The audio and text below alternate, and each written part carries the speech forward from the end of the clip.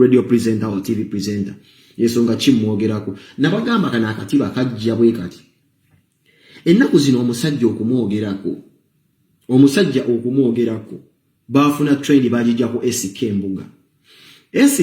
yatandika katiba ko kugamba nti alright no one sente nayo okumanyika obato yagadde muntu muyimbe watutumu ufane sente because we have a lot of rich men out the company nga teri abamanyi niba nabavubuka ebaleta oguno omusingi nti olina okwagala omuntu either akola ku radio ku TV because ebitya ngera olaba omuvubuka gwe bayita Dikimani music yo yibadde nga abayimbi abalala n'abalanga ali just yawe n'ekimwogezako kuba ekisukulumyako nti ayingira akawala ka socialite Mbuga ayingira leera Kayondo bino muzze mu biraba you understand kati bano babinde babona era muzze mu biraba aba King Lawrence bepikiranga bajuliana abantu bazibepikira abantu betutumu so binde banze n'okumwogerako nti first of all kitu mpulira ddala nga nswala negenda kumwogerako olw'ensonga era ina TV presenter gwayogera naye who's actually like a rag simula kiri awo TV presenter buli awo I don't even think omukazi ayina nakati akamanyo mu nyumba ye but anyway forget about so bamuyita Remmie nako mumulaba wano nga Richie yamulese very stupid girl very stupid girl kakati obuzibwe buli bwe buno wamanga abakazi musoke mu mbulire kikugasa kyo kakase ensinji okubiddwa embaga naye omusajja akubye embaga kisassalala because at the end of the day tulina okira kungamba mbu wakubwa embaga eyo ngoyo bw'osiimye bwakutwala it was the right time wakubwa embaga kukakasa kati ekiwala kino kyakuba embaga kukakasa kuba kirina abantu bakyo kino manyiro presenter ebeeramu obukuukulu kigenda kibeetere Rebecca Jingo bayisa bye basuulawo bazahara toto basibe ba Anatalia Ozi kati bo balinamu obuntu bwabwe asooka okwanjulwa yagenda okubeera mu the Queen Bee bo babeera bubeezi bwatyo bu Precious Remmie so asooka okwanjulwa she's the Queen Bee ngiye batambula we batyo bu Precious Remmie kagenda afuna obusajja wano first of all abantu muyina ebintu byemwogera ebisira ku internet omuntu asinga okwogera ennyo mugamba mbonna aba awaayira there's something called malice no omuntu ayogera ebintu bozema mugamba malice Don't Zira nansonyi okumwogerako she's the first person that warned you about a gentleman before all this bullshit surfaced. Don't Zira najja n'abagamba alright it's all about EABC the youth them yajja nansaba akasolo ne mugamba nga yina staweza siringi 13 ne mugamba siringi 5 babyo yinamu ebya dola bikola mu komba the man nakwata siringi 5 nali wa Don't Zira nga yabagamba babulira amazwi akati cowboy nkamugwena omugwe kalango okumukomba emmana ne kamugaya akagamba seconds 5 zo malayo nga Don't Zira akwata binde banga mteka mukazo nga binde banu na Don't Zira abyogera wano ne mugamba Don't Zira ali ku malisi ali malisi na babulira omusajja yanno tamutanso okulaba nti omusajja osanga oli kuyatwala ne Don't Zira byayogera byali bituufu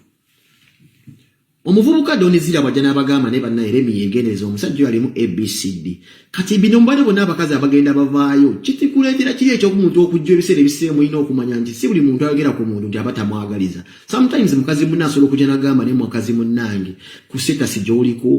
ku ndabika gy'olabika osobola okufuna asinga oyo naye omuntu oyo muferefere alina ebintu byakola si birungi naye mmwe mwagamba nti no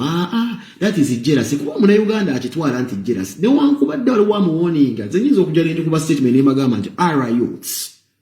omuntu bw'akyali ABCD nga bagamba penga ayogera nnyo wammalisi bwe kimu yakimanya agenda naye nga nze nenkuwoninga nekugamba nti kiri bwekiti so anyways any bombo clat yes munaye nga bindeeba atwala Remmie obanga Remmie atwala bindeeba naye ebintu ebimu nasoose okulaba onengamba relationship eno ya kisiru nnyo oba Remmie yandibadde alina amakozi alinagalamu abakomazi ba keesi b'embogo zabazibamu abafu obomo bana bagolola emirambo n'abeera nga asobola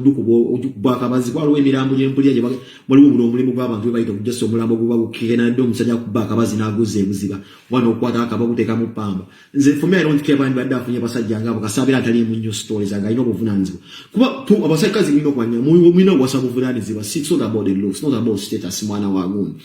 twala ng'otutte omusajja ow'obuvunaanyizibwa tokubibwanga ekisasala ky'omusajja okuba n'abaana ebbali it's not a bad thing I have kids, I have 2 lovely sons okitegeera ninniiza omukazi alingamba nti penge njagala kukuwasa oba njagala ompase ng'okimanyi nti no package waliwo package enzija nayo ate n'ekirala nammwe bakawuboyi oba namanyi waliwo sex alina abaana okwagala sex w'omwana omenye okumanya nti n'abaana olina obbakkiriza You understand? We no kiza sabana bosanze no mukazi kuba ensi wetambula. Kati sinza okunyiza. Mbo omukyala yakubiranga n'essimu lebinagamba ajja kwogera ku nsonga ze teyamudde amugamba muno muve ku basajja b'abaana. Olabira ddala ekisassalala ekyawasiza ddala.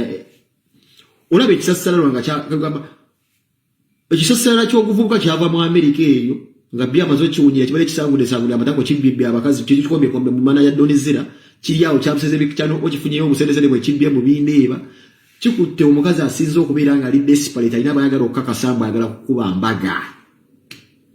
abeera ku galaxy afuna emitwalo 13 kiraga shuma abagamba afuna emitwalo 13 ku galaxy talina future abola kalega ayambala kamu boyambadde akalwedi abagenda ku Valentine ayina kabulaka kayambala namuna musiba mulaba nazina zena abayimbi mu precious ile mkwano gwange simanyi ditacha ndaba kwa mkwano gwange ditacha mulaba activity vyo kwa bira mu simanyi mu precious ile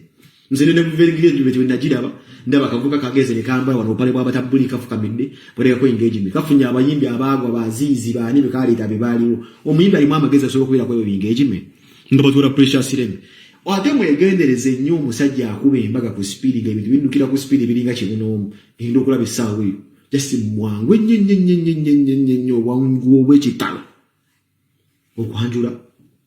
embaga ng'ebya Nina Rose byali ne Donandule ne Wezi Nina Rose tule ng'ebya Nina Rose ne Donandule nga tuwalubula Nina Rose tugamba Donandule munnaye bamugamba eri bagana okwekebeza gwotutte ki but at the end of the day twafuka abasiwa abantu batugamba do you think Nina Rose no tatwe muri wano that is a happy zost mbe kisipi baleke betu walenti besobola nengamba all right Nina Rose ogambe na kisipi go with Donandule ere embaga yayanguwa ne bagikola mangu but I knew bali banonja mukwenonya ko beronya just go ina bulwadde kize nina we buti tuwe konya kanye tugende kwete kambode just give me your virus and give your virus the world will judge us ira baagera ne bese yalinga shalinga ebisayisai bekubye emitwe be without protection bajjemo embuto na jemo embuto za Donandule nga 13 tuli mweza jemo ne begoba batinga wanda bagenda bira bemanyi bali mu emizanyo gyabo ateze nagenda nezifala ne nkola vile bagamba mupenge go singo obutagaliza abantu but I'm seeing someone having a happy just here. And people are saying some that is a tattoo, but I'm like, what? Once I don't get to go to Musajja somebody that is about, then I'm all right. If I get a Jebe, I got it, you man about you. Nechigwa. Ila nenzia ni magamba Angela Karulo, Neba Muzia, Yasaga, Murandi was Shirim Nayalimba. Wagea na manya Donandule Muzinja, Masanga, Katira, now we did it. Watch on the Musajja Eyamwanjula Avuddemu. Say, I went down and away, Kebeza no Manyanti Dolimun Namujinga. Anyways, omukazi ngoli ku video eno obira kikazi kisimu nnyo okuyigira obulamu bw'omusajja nga alina abaana atabafaako n'olowooza nti nagwa akwagala nabamira mu statement ngira kudira mu statement ekiraga omusajja nti nalina kye bayita self love nti yeeyagala bwe buvunaanyizibwa bw'ateeka ku baana be oba ogoba muzaddemu oba bali bolaba ng'omusajja ava ku baana be ye musajja omutuufu okwagala kitegeeza alina naawe obuvunaanyizibwa obukubeera ng'akubeezaawo oba ng'akusobola ng'omusajja. Omukazi tolowooza nti kikufuula kya bbeeyi nnyo okubeera nga weetontodde omusajja naye ng'obuvunaanyizibwa bwo abusudde mu guluka olw'okuba gwakuba kyonna ky'oyagala maama nkubuulira okuuma lubaale gwe baalubadda oyo omusajja dduka kisassalala okujja kukwagala just mukozesa kumubba ssente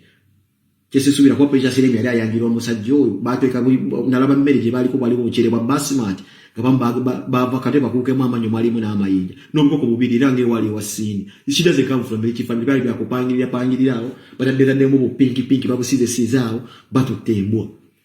kuba mukazi munno bw'akuba omulanga n'agamba omusajja antereyo kwa ssente kaba school fees z'abaana gwe n'ogamba munno akulekera omusajja n'obeera n'amaanyi agaleegula otya amagulu n'oleega. This is the reason lwaki saagala kiwala ekyo kibaita simanyi kikimbo simanyi pretty dash ekiwala wale ekiwala ekikazi kya Jostin ekiwala kya Jostin ekyo manyi wakisi kyagala ekiwala naka interview ke nalaba wano ne bakibuuza nti birthday y'omwana waabwe babuuza oguwala ogwo nti taata w'abaana nga tetumulaba ogwala ne kugamba talina kubaawo twafuna misunderstandings naye nabirako kono Jostin nangamba nti baagaana kikazi ekyo kyagaanira ddala Jostin okubeera okulaba muwala we bannange kikyama abakyala kyemukola omusajja wabanga alina obusobozi wadde mwakyawagana muleke ng'alubiringa okudda mu bulamu bwa mwana bw'ababeera mu bulamu bw'abaana bo baweere muleke nze nali kumbiranye nnyo n'omusajja gwe bayita bawaleema oyo until bawaleema yakirizanga Kenzo oba batwalenga mwana wa Musuuza aberenga abirako ne taata we maya siba nnyo kati ne gundi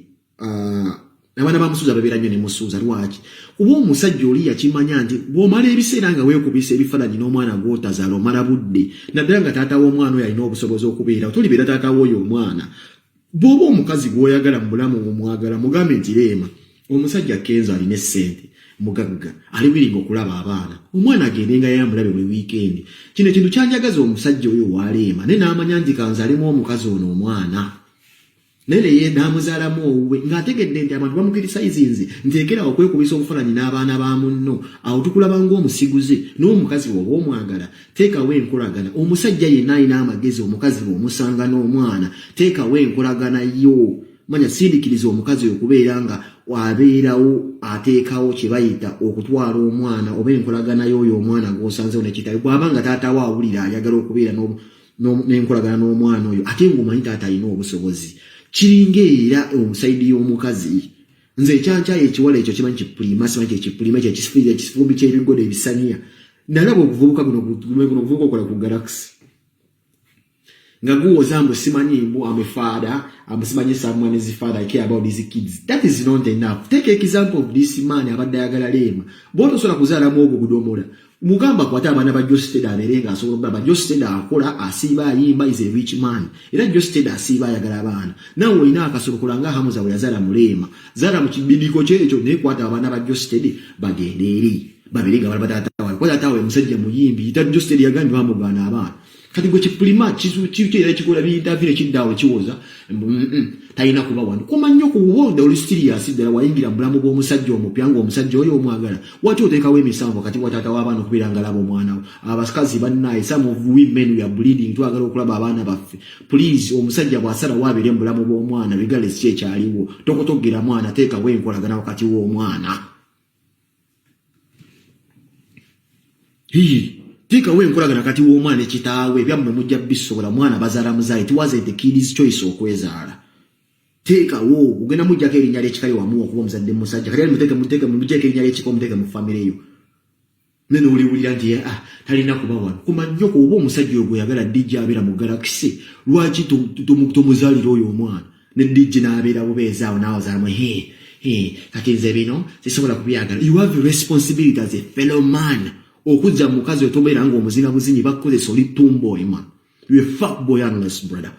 omukazi tomukkiriza kukozesa mugambe baby nkwagala nnyo ne Josted akola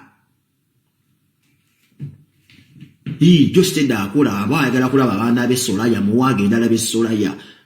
waki oteekawo okazi gundi kino ate naye ebisajja eby'omu bisiru nze nyinza okujja mu bulamu ng'oteekawo emisango ng'omanyi taata w'omwana gwe wamuzaalamu alina essente naye ng'oteekawo emisango tojja kulaba mwana wacyangu nkozesa bukozesa abakazi naffe batukozesa some men are very lazy tosobola kitegeera nti naffe abakazajja batukozesa abakazi batukozeseza nno ddala ebyaddala ng'oli awo manyi mugoli ku maka gwagwozina ekidomola naye ng'ekirima kikyayinza okwesa nga kyalina feelings z'omusajja oli ng'oli omusajja alina erinnya ng'olina lyatta olina ttono ng'oli just wakubeera kadije Josted is a musician kyogamba gwe ne Josted oli waatamanagera mukatali gwe bakubira enduulu oza prima musiru ebiseera ebisinga abakazi batukozesa tobeera musiru Amuza yabuuka ekitimba Amuza n'agamba Leema nga wenkwanjudde tuzaale abaffe kati Amuza yeekubisa bifaananyi na mwana we owa Kenzo asiiba wa Kenzo that's how it should be omusajja ali smart omukazi ng'akyazaala mpozi ng'amagi gaasiriira lwaki obeera bubeeza kusitwa mwana wa Josted ng'ekisirusiru mbusimanyi mbonooza omwana mwagala tosobola kusinga taata wa mwana gwe nga si gwe omuzaala kumwagala mpozi ng'owammwe muli basezi mwagala mumulya mpozi nga mwagala mumulya n'owulira ebisajja ebisirusiru mulisi man is so understanding the man is dense nze omulasi oyinza okumbeeza onosuza omwana gwe sizaala eva nga nze musitwa nze musika taata walina obusobozi asiiba amwagala mbu tojja kumulaba nyuka amazi nze okugamba kumakya mundo you in love with me kuki ndi musiru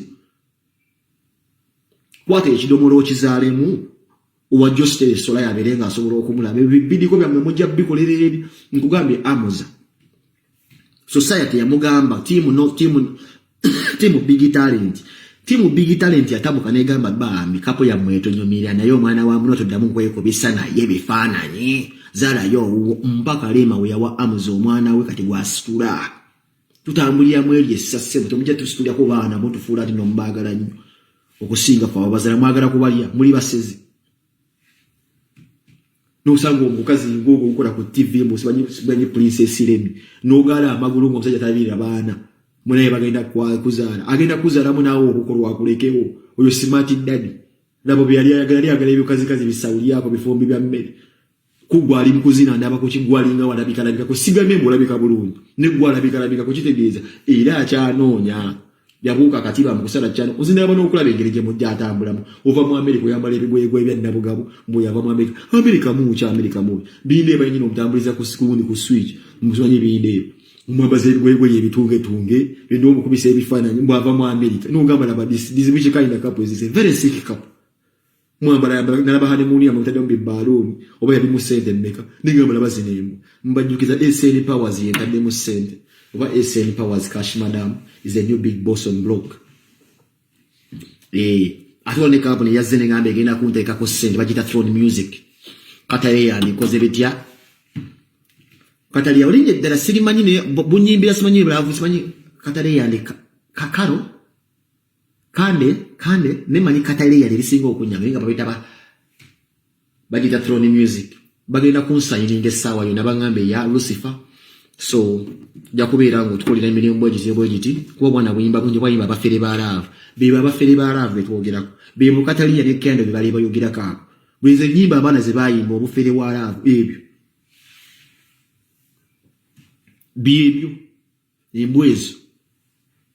katido yonga jazimba mbokape yalagirwa de chosen couple kuki chosen couple yali yalagirwa mu chosen couple no sango ogwala ebigwala biri embua zili Uganda yo zipresenta zifa kwa njulu andi balwage wale bitalina magezi bicho bayina ko kyanjuro kukakase gwanga okimanyi ntinzamu ku 10 kugwale biwanjula sasa nabeba kubembaga biwasa kukosa kakakasa no sange kyana kyo muwala nga kiri okipakuka kyonna kyonna nyabaso gakivuddemu kitambule kadamji kigwama kisiwukire kigera kitumbanyira manya kyusirika mwembe mpapula mbo okwanjula kwange omusajja agenda okwanjula omukebezza watyanga ameketa amanyi gwe watu bindeba amukebera ko kobya zala aina sawuli yako yazala muno omwana ne DNA omwana ne bana bamulamu omwana bakamwa $10 perfume mitwalo nga 3 $10 kuji ozi wani mubindeba munawo this is celebrity cup which celebrity cup uze ngipite bindeba celebrity mulemi kuite celebrity you are fumbling with life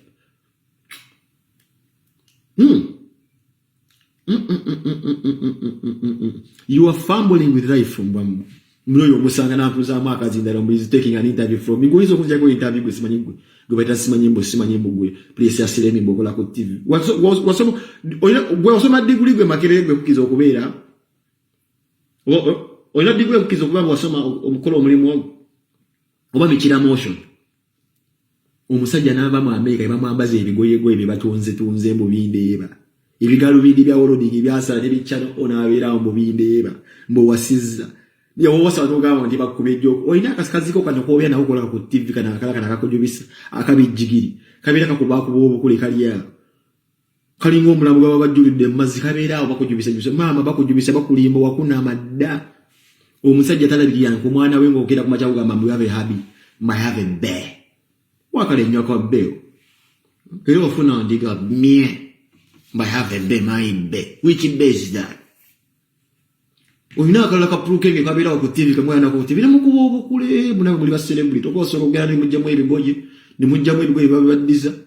ni muambala bale ebigoye ni bera ngabambala ebigoye ni mubiza walieri mbajjukiza abakubiba ebikonde muzannyo gwateredde anko buchana butadde mu sente kati ate omusajja oyo umuhanji abaddayo none ebitundi yena kola file ku muhanji encha na video jengeno kujja ya muhanji file nagifunye necha amukisa mungi nnyo nno umuganda wange omusajja asinga okuba ne center omugulawo ne kubeera nga wagira empira chairman sambo buchana ekintu akyambusizza era nja kubamba wa profile y'okubeera ebikole bira kuba bitambula tuyagala bikubira bikole kubira bakuma abayimbi nga teba fudde babawunsa ebikubi abikonde bizeemu Uganda ngane ne babireka buchana zeemu okubisitula nja kubamba bulira mbagambe nti SN Powers agenda gula Chelsea sawa yo nekisayo kiri mu 5 era nga SN Powers agamba nti abagala nnyo okubeera nga wagira nnyo abakyala ababeera nga besitula sawa yo nango oli mukyalo ino omudala ng'olina omukyalo olina business gy'okulibera ng'ebisobola okulipa walinga abakazi SN Powers agamba anyumirwa nnyo abakyala ababeera nga balinamu ku ssente ng'osobola okukola ekinobeera ng'osobola okuwa abantu emirimu ekyo kyetuliko projects etuliko charity engeezo tusobola okubeera ntuzidumiramu ebintu ng'ebyo tuze ku uplifting